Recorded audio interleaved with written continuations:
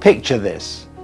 A grieving widow stands at her husband's memorial service and says, through tears, "I forgive the man who killed him."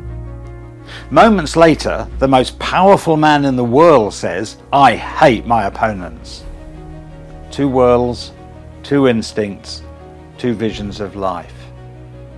Forgiving is one of the most beautiful words we know, and one of the hardest things we're ever asked to do.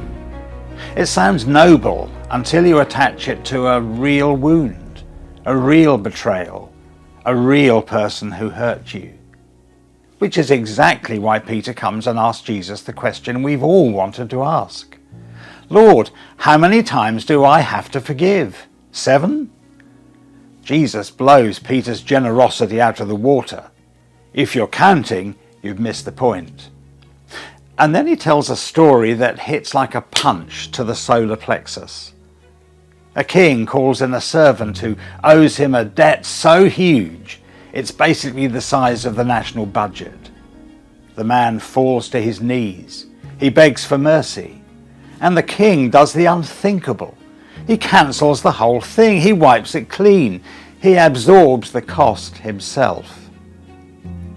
But the moment the forgiven man walks free, he hunts down a colleague who owes him pocket change, grabs him by the throat, demands repayment, has him thrown into prison. It's ugly.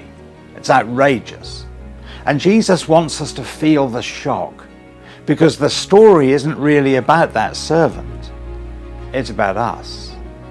We're the ones who've been forgiven freely, fully, at infinite cost, and yet how quickly we choke others for 100 silver coins, an insult, a slight, a wound that, real as it is nothing compared to what God has released us from.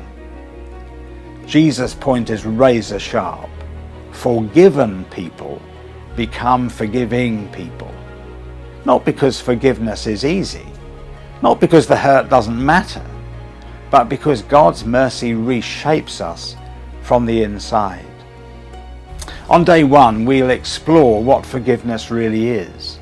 Not excusing, not pretending, but naming the wrong, releasing the debt, and where possible, restoring the relationship.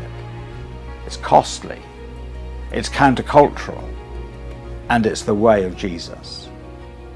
If you've ever struggled to forgive, felt the weight of bitterness tightening around your heart, then this is a message for you. Because Jesus isn't just commanding forgiveness, he's offering us the power to do it.